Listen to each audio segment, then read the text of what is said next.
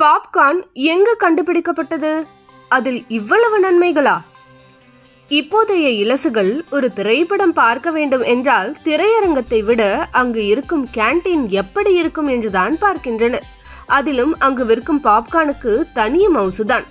அதிலும் படம் நன்றாக இருந்தாலும் இல்லை என்றாலும் பாப்கார்ன் குறித்து கொண்டே சினிமாவை பார்க்கும்போது அதன் அனுபவமே அலாதிதான்.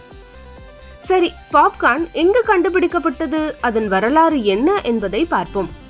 சோளப்பொரியை ஏறத்தாழ 5000 ஆண்டுகளுக்கு முன்னர் வட அமெரிக்க பழங்குடியினர் கண்டுபிடித்துள்ளனர். 16ஆம் நூற்றாண்டு வாக்கில் அமெரிக்க கண்டத்துக்கு வந்த ஆங்கிலேயர் பழங்குடியினரிடமிருந்து அதை பற்றி அறிந்து கொண்டனர்.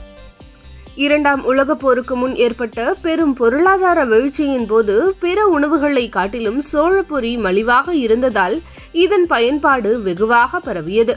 உலகப் போரின் போது அமெரிக்க ஒன்றியத்தில் சர்க்கரை விற்பனையின் மீது கட்டுப்பாடுகள் இருந்ததால் இனிப்பு தின்பண்டங்கள் குறைவாகவே கிடைத்தன. ஆனால் அமெரிக்க மக்கள் முன்பை விட 3 மடங்கு சோளப்பொரியை உண்ணத் தொடங்கினர். 1885ஆம் ஆண்டில் முதல் தானியங்கி பாப்கார்ன் இயந்திரம் கண்டுபிடிக்கப்பட்டது. இதனால் தயாரிப்பது மிகவும் எளிதானது.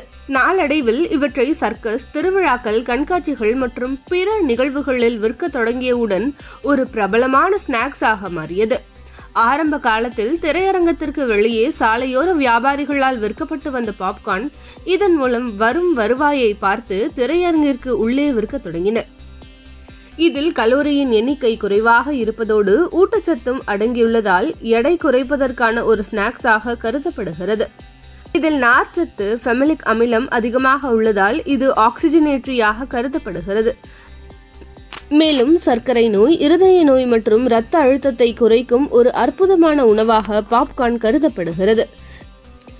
இதில் உப்பு மற்றும் வெண்ணெய் சேர்க்காமல் அருந்துவதால் இரத்த அழுத்தத்தை குறைக்கும் என்று ஆராய்ச்சியில் தெரிவிக்கப்பட்டுள்ளது.